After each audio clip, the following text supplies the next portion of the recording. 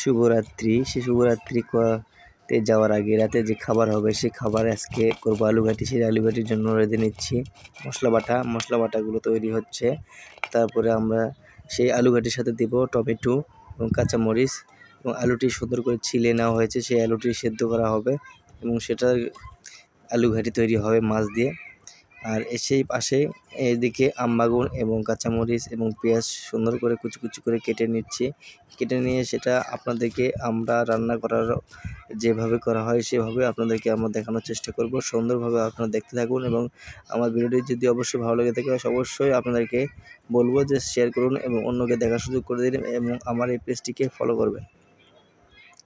আর যারা এই আলু ঘাটি পছন্দ করেন তারা অবশ্যই তো মিস করবেন না, কমেন্টে জানাবেন যে কীরকম হয়েছে এবং আপনারা কীরকমভাবে রান্না করে থাকেন।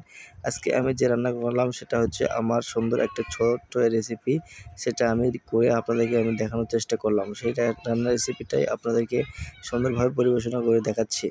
সব পরিপূর্ণভাবে নুন, হলুদ এবং গুঁড়ামরিচ যা যা দেওয়া লাগে সব কিছু সুন্দরভাবে দিয়ে সেটাকে একটা পাতিলে নেওয়া হলো। সেই পাতিলে ঢেলে দিয়ে সেটাকে কষানো হবে।